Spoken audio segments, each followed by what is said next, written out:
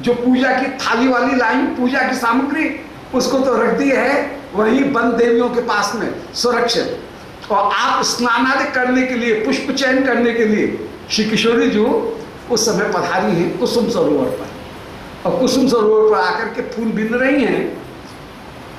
श्याम सुंदर कड़क करके बोले, जैसे इस वन के हम राजा हैं और हमारे वन के पुष्पों को कोई लूट रहा है, चुरा रहा है, तो आप जैसे कह रहे हैं कोए कोए, अरे कौन हमारे वृंदावन के वृक्षों को, वृंदावन के फूलों को लूटने के लिए ये लुटेरा कौन आ गया है, कौन लुटेरी आ गई है।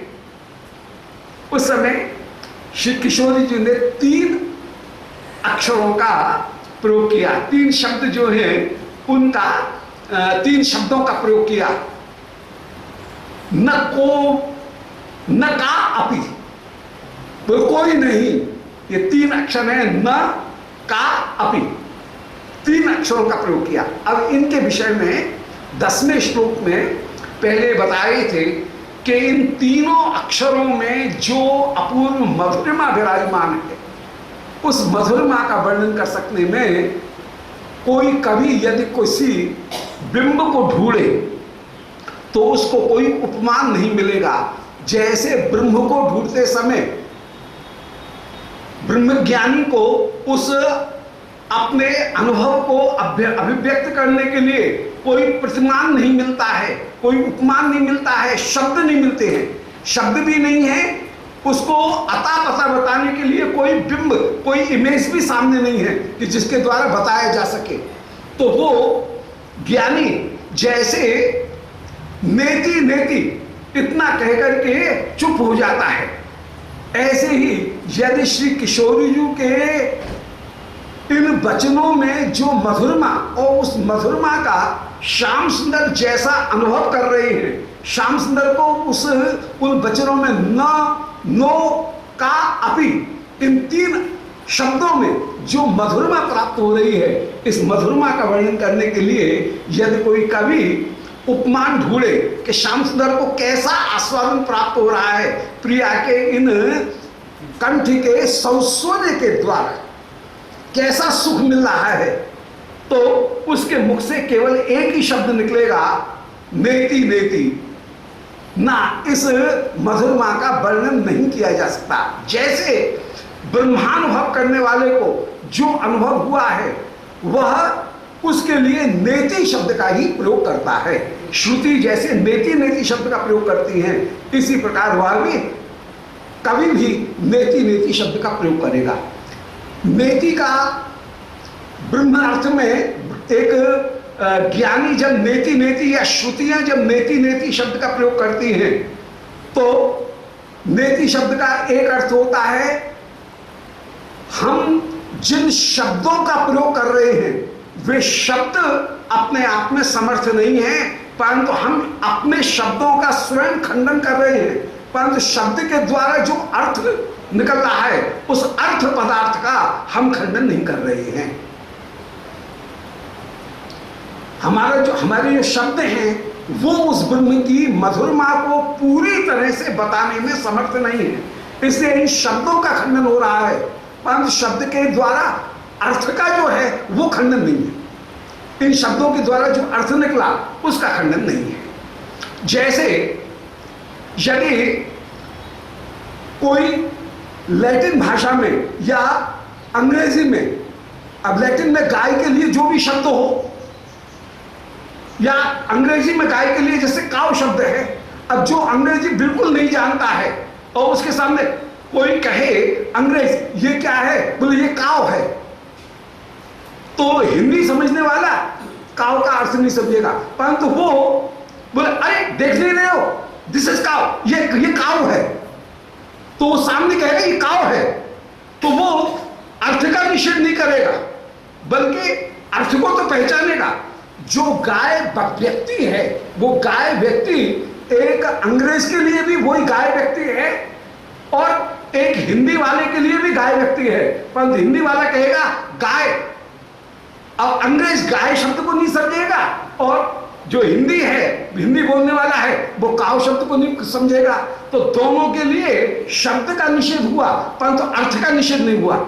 जो गौ व्यक्ति है, उस गौ व्यक्ति का निषेध न अंग्रेज करेगा, न काव बोलने वाला करेगा, न गाय बोलने वाला करेगा, दोनों उस अर्थ को ग्रहण करेंगे।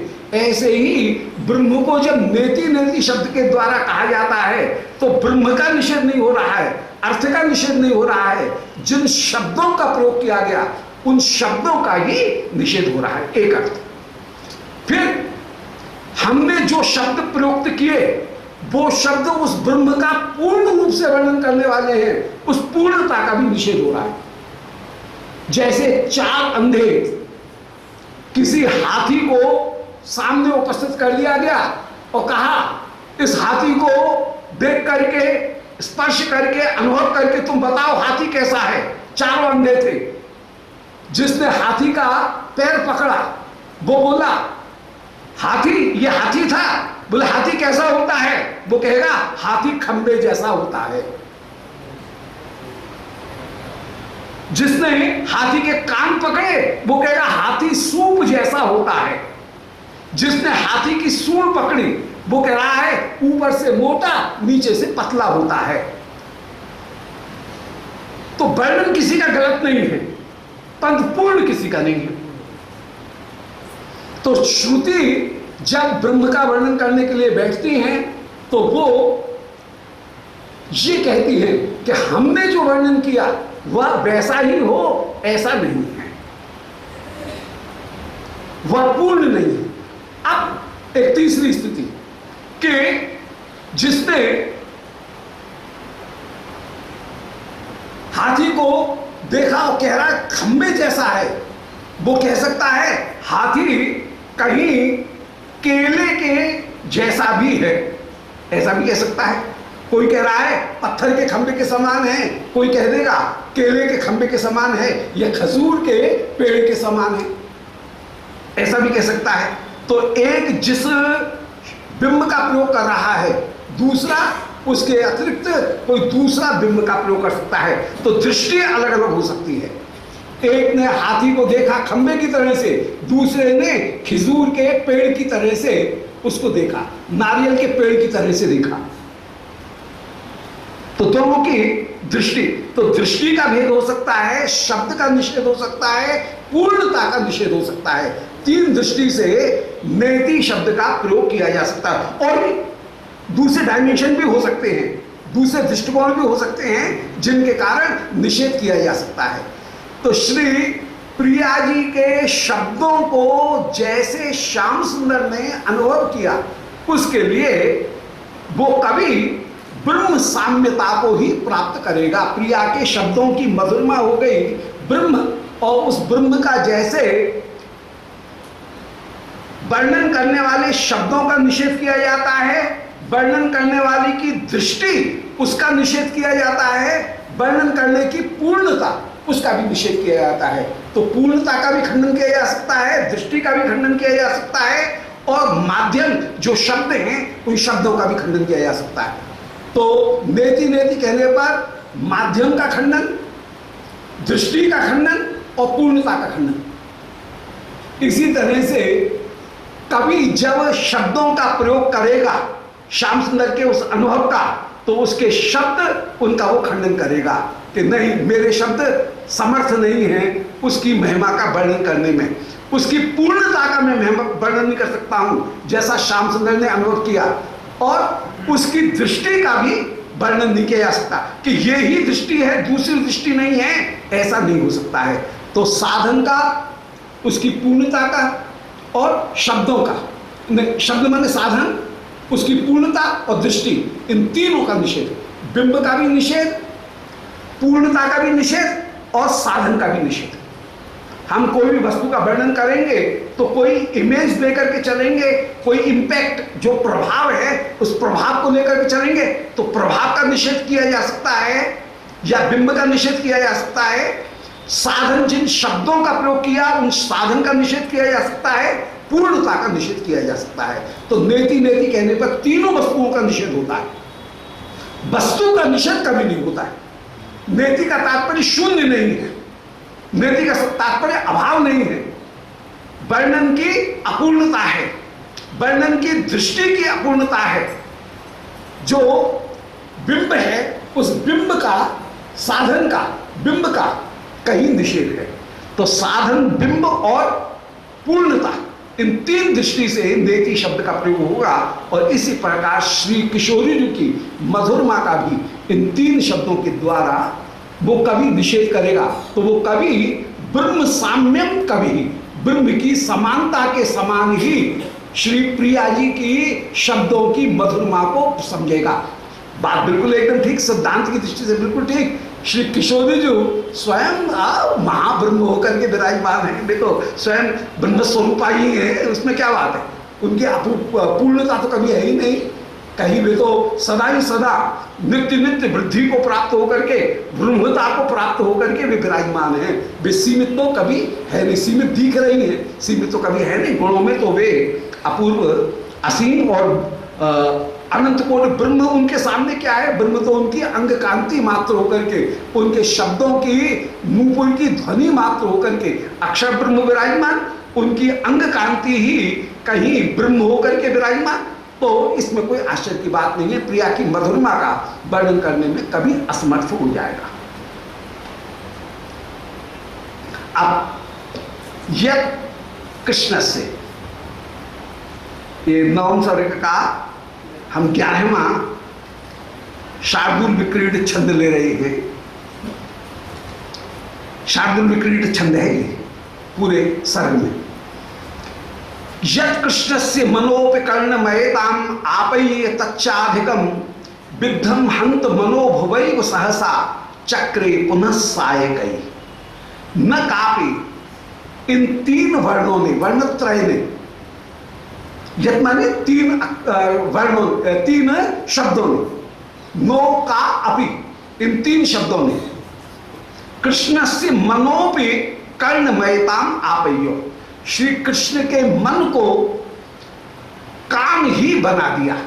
अर्थात किशोरी जी का मन कान के साथ में मिलकर के एक होकर के विराजमान हो गया है।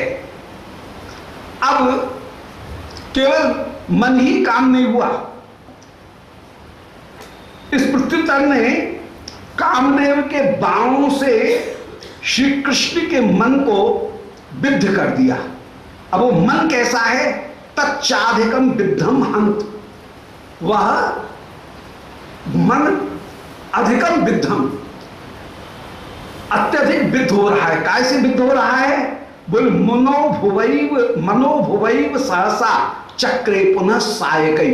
मानो श्री कृष्ण के हृदय को मनोभोग माने कामदेव ने, सायकै माने अपने बाणों से अधिकम विद्धम, अधिक विद्ध कर दिया है। ऐसा कामदेव के बाणों से विद्ध श्याम सुंदर का हृदय, वह श्याम सुंदर के कान बन गया, मन कान बन गया। इसका मतलब है मन कान के साथ में अत्यंत तादात्म्य प्राप्त करके विराजमान हो गया। और उस समय मन कोई दूसरी वस्तु को नहीं देख रहा है, केवल कान बन करके ही मन विराजमान हो गया। तो यह माने श्री प्रिया जी के ये तीन वर्ण, वर्णत्रय, कृष्ण से मनोपि कर्णमयताम आपय्यो, इन तीन अक्षरों ने, तीन शब्दों ने, अक्षर नहीं शब्द, शब्द कहलाएंगे, अक्षर थोड़ी कहलाएंगे। तो ये तीनों जो शब्द हैं, इन तीनों शब्दों ने नो का अपि, कोई नहीं है, कौन है, कोई नहीं, ये शिव प्रिया जी के कोई नहीं, ये तीन शब्द हैं, इन्होंने श्याम सुंदर के मन को भी कर्णमयताम आपय्यो, कान ही बना दिया। मन कैसा था जो कान बना, उस मन की विशेषता है, मन का विशेषण है कि मनोभुवैव सहसा चक्रे पुनः सायकै विद्धम। कामदेव ने जिस मन को अपने 5 बाणों से विद्ध कर दिया था, यत् तस्मात् अवथो सबे पुथुमपि स्वं निंदवानो ब्रवीत। श्री कृष्ण इस दव था, दव माने दावानल, इस अग्नि से, यह तस्मात दव था, उस समय कामदेव की जो अपूर्व दवथा माने पीड़ा हुई, कामदेव की जो अपूर्व ज्वाला उत्पन्न हुई, उस दवथा सबे पुथुम अपी, श्री श्याम सुंदर का मन सब बेपथु होकर के विराजमान हो गया, माने कांप रहा है। और श्री श्याम सुंदर इस ताप से अपने कंप को रोकने का प्रयत्न कर रहे हैं। श्याम सुंदर के हृदय में अपूर्व दवथ माने अग्नि उत्पन्न हुई, ताप उत्पन्न हुआ, और उससे श्री श्याम सुंदर ने अपने कंप को रोकने का प्रयत्न किया। जैसे किसी व्यक्ति को कपकपी छूटे तो वो अग्नि का सहारा लेता है, इसी प्रकार कामदेव ने जब अपने 5 बाणों को श्याम सुंदर के ऊपर मारा तो श्याम सुंदर को जो ताप उत्पन्न हुआ, उस ताप से श्री श्याम सुंदर ने अपनी कपी को, प्रिया का दर्शन करके जो कंप नामक सात्विक भाव श्याम सुंदर में उत्पन्न हुआ है, उस भाव को स्वयं निम्न भावों अपने उस कंप को रोकते हुए श्री श्याम सुंदर बोले, हृदय में तो ताप है, प्रिया से बात करने की उत्कंठा, मोहन मादन वशीकरण उच्चाटन, ये मारण, ये जो ताप है, ये ताप श्याम सुंदर के हृदय में उत्पन्न हो रहे हैं, परंतु इनसे जो प्रिया का दर्शन करके भावजन्य जो कंप उत्पन्न हो रहा था उसको रोकने का प्रयत्न कर रहे हैं। यदि कंप सामने प्रकट हो जाएगा तो सारी पोल पट्टी खुल जाएगी, श्याम सुंदर जो झगड़ा करने के लिए आ रहे हैं वो झगड़ा नहीं कर पाएंगे, प्रिया की रूप माधुरी को देकर के विमोहित हो जाएंगे तो ढुरन उत्पन्न हो जाएगी। तो अपनी उठने वाली ढुरन को, अपने उठने वाले समर्पण को रोकने के लिए, झूठ मूठ क्रोध दिखाने के लिए जो ताप है उससे अपने कंप को रोकते हुए अब्रवीत सातोपम, श्री श्याम सुंदर क्रोध करते हुए ही कुछ बोल रहे हैं। तद इमा व्याजिज्ञपत इव स्वताप स्वात्तुर्य विस्फुरितम, परंतु श्री प्रियागण तुरंत पहचान गई कि अरे ये जो आटोप दिखाया जा रहा है ये सब पोल पट्टी है, इसमें कोई दम नहीं। श्री प्रियागण उस समय स्व आतुर विस्फुरितम, श्याम सुंदर आतुर आतुर हो रहे हैं, श्याम सुंदर प्रिया के वशीभूत हो रहे हैं, यही सब सखीगण पहले ही पहचान गए।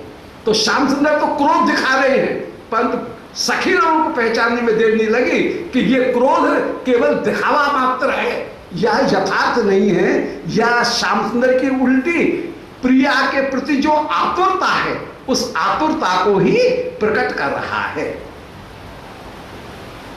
तो तद इमा माने श्री किशोरी जी की जो सखीगण हैं वो व्यजिज्ञपत एवं वो मानो समझ गई कि स्वातुर्य स्व आतुर्य विस्फुरितम, श्याम सुंदर श्री प्रिया के प्रति अत्यंत आतुर होकर के विराजमान हैं, अत्यंत व्याकुल होकर के, आतुर होकर के प्रिया से बात करने के लिए अत्यंत उत्सुकता से युक्त होकर के श्री श्याम सुंदर विराजमान हैं। इसको सखी गणों को समझने में जरा भी देर नहीं लगी। तो यत माने न कापी ये वर्णत्रय कृष्ण से मनोपकर्ण मयताम आपयो, श्री कृष्ण के मन को भी कान रूप में ही परिणत हो कर रहे हैं। मन कैसा था? जो कि तच्च अधिकम विद्धम हंत मनोभवैव सहसा चक्रे पुनः सायकई, मनोभव माने कामदेव ने सहसा अपने सायकई माने पंच बाणों के द्वारा जिस मन को अधिकम विद्धम अधिक विद्ध कर दिया था, ऐसा वो मन कान रूप में ही परिणत हो गया। यद तस्मात् दव था, अब कामदेव ने जब पंच बाणों का प्रयोग किया तो श्री श्याम सुंदर के हृदय में मोहन मादन उच्चाटन वशीकरण मारण जैसी जो अग्नियां 5 अग्नियां उत्पन्न हुई कामदेव के बाण से, उन अग्नियों के द्वारा दव कहते हैं दावानल, वही अग्नि, उस अग्नि से श्री श्याम सुंदर ने अपने कंप को छिपाने का प्रयत्न किया। तो सब बेपुथुम अपि निम्नवाना, अपने बेपुथु माने कंप को छिपाने का जब प्रयत्न किया और प्रयत्न करते हुए अब्रवीत साटोपम, ऊपर से जरा क्रोध सा दिखाते हुए, गरज तरज अपनी तेजी दिखाते हुए श्री श्याम सुंदर जिस समय प्रियाओं से कुछ कहना चाह रहे हैं, सारी गोपिकागण श्याम सुंदर को देखकर, श्याम सुंदर तो क्रोध कर रहे हैं और गोपिकागण हंस करके खिल्ली उड़ा रही है और सब जान रही हैं कि ये जो क्रोध करना है ये आटोप जो दिखा, आटोप कहते हैं झूठा क्रोध दिखाना, झूठा नहीं कोई सा भी क्रोध उसको आटोप कहते हैं। तो आटोप माने जो क्रोध दिखाने का जो भाव है उसको तद इमा व्यजिज्ञ पर सारी गोपिकागण ये जान गई हैं कि स्व आतुर विस्फूर्जितम, कि यह तो श्याम सुंदर की आतुरता का विस्फूर्जन है, श्याम सुंदर की आतुरता इसके द्वारा प्रकट हो रही है। ऐसा ही वे सब जान गई हैं, सखी जान गई। श्याम सुंदर अब झूठ मूठ क्रोध कर रहे हैं और गोपियां खिल्ली उड़ा रही हैं, हंसी कर रही हैं, जैसे क्रोध का कोई असर ही नहीं है, क्रोध को जैसे अंटी में लगा दिया, हाँ करते रहो, तुम बड़बड़ाते रहो। श्याम सुंदर क्रोध दिखा रहे हैं, गोपियां उसकी खिल्ली उड़ा रही हैं, उसके ऊपर जरा प्रभावित भी नहीं है।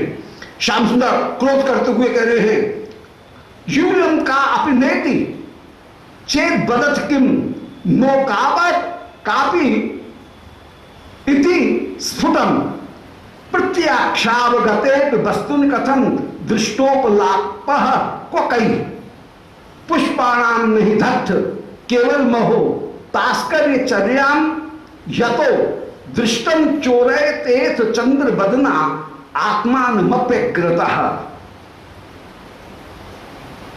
यूयम का अपि नेति, बोले न कापी, ये कोई बात है, जवाब है क्या? ये कापी कोई किसी का, न कापी ये किसी का नाम है क्या? बोले कौन है? बोले कोई नहीं। बोले कोई नहीं क्या होता है? कोई नहीं किसी का नाम है क्या? अरे नाम बोलो। श्याम सुंदर आपको दिखाते हुए कि यूएम का अपिनेति चेत, बोले हम पूछ रहे हैं यूएम का तुम कौन है और तुम कह रहे हो नेति कोई है ही नहीं, न कापी नो कापी कोई नहीं है, नो का अपी इन तीन अक्षरों का तुम जो प्रयोग कर रही है, ये नो का अपी किसका नाम है? तुम में किसका नाम है नो का अपी? ये श्याम सुंदर कह रहे हैं कि यूएम का अपी नेति, क्या तुम का अपी ने इस नाम की कोई हो क्या? ये तुम्हारा नाम है क्या? हम तुमसे नाम पूछ रहे हैं, नाम बताओ ना अपना। नो कापी थी स्फुटम प्रत्यक्षाप गते वस्तुनि, अरे तुम सामने दिख रही हो, तुम कह रही हो नो कापी, हम कोई नहीं है, कैसे मान ले? प्रत्यक्ष को कैसे कोई अपलाप कर सकता है? हाथ कंगन को आरसी दिखाने की जरूरत नहीं होती है, ऐसे तुम कह रही हो कोई नहीं है कैसे नहीं? सामने दिख रही हो तुम और तुम कह रही हो कोई नहीं है, कैसे मान ले कोई नहीं?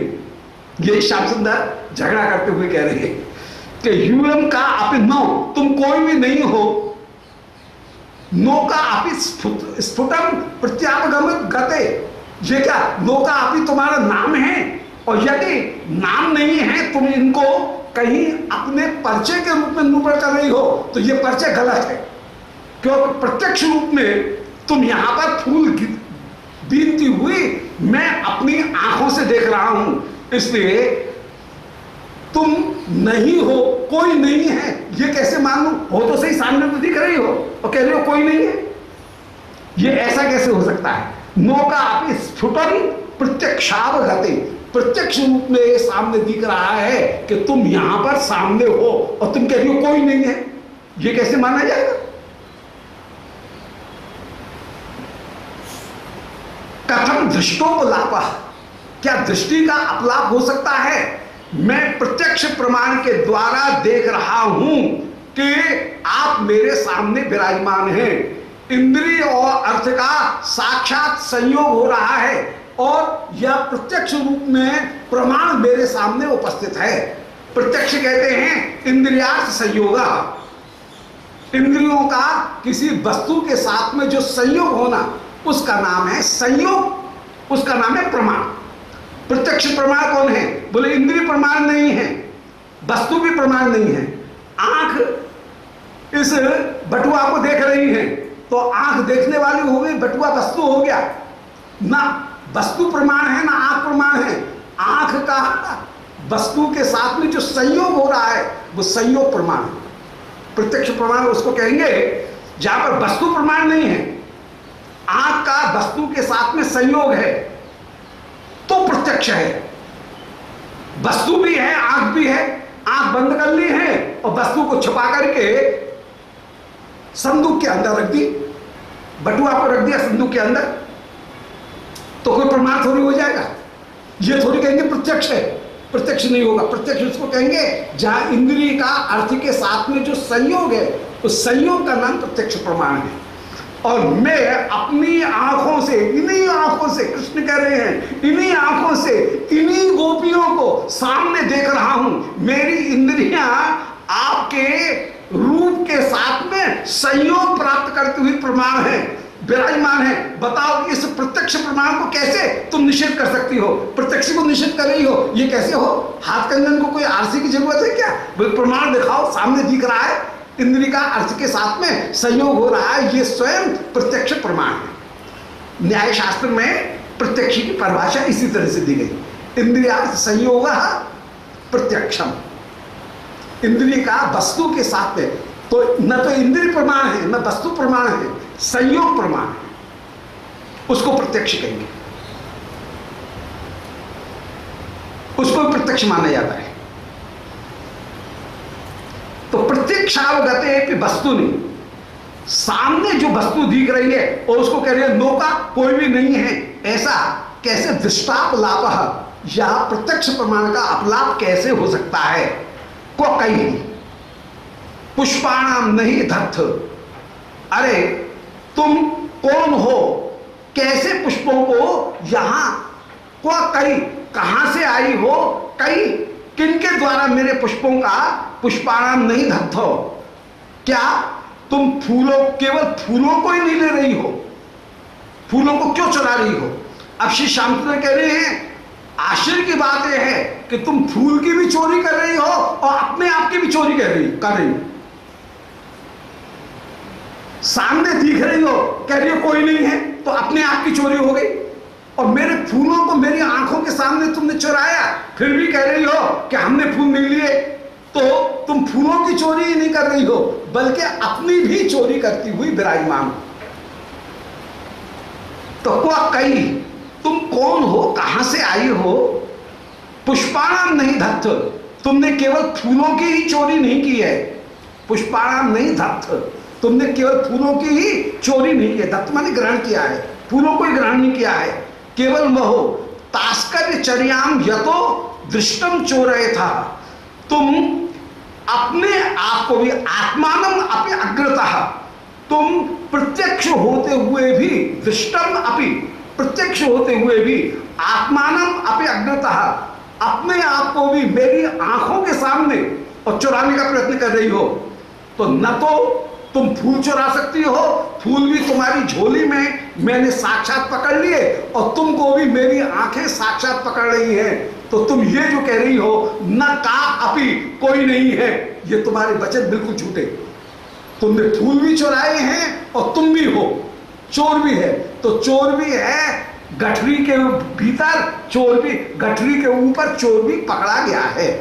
और तुम ऐसा अपलाप कर रही हो प्रत्यक्ष का कि सामने के फूलों को भी नहीं मान रही हो और चुराने वाले अपने आप को भी कह रही हो हम भी नहीं है, कोई नहीं है।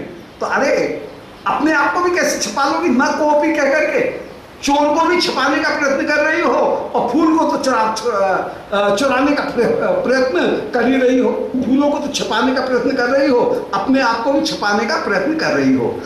ऐसा कैसे हो सकता है? तो पुष्पाणाम नहीं दत्त, केवल फूलों को ही तुमने नहीं लिया है। तास्कर्य चर्याम यतः दृष्टम चोरय था, तुमने देखते देखते आंखों के सामने तास्कर्य चर्याम, तस्कर पने का कार्य किया है कि आत्मानम अपि अग्रतः, अपने आप को भी मेरी आंखों के आगे छोड़ने का प्रयत्न कर रही हो, छिपाने का प्रयत्न कर रही हो। तुम पकड़ी गई, अब तुमको छोड़ूंगा नहीं। बोले क्या करोगे? बोले तुमको मदन नृपति के सामने ले जाऊंगा निकुंज मंदिर में। हाय है कोई? बोले मदन नृपति कौन है? बोले अरे तुम जानते नहीं हो, इस पूरे ब्रज प्रदेश जे वृंदावन, इस वृंदावन के राजा हैं एक, उनका नाम है मदन नृपति, कामदेव रूपी राजा। उन कामदेव रूपी राजा के पास में तुमको ले जाऊंगा। बात बिल्कुल सही। वृंदावन के राजा कौन है? बोले मदन मोहन।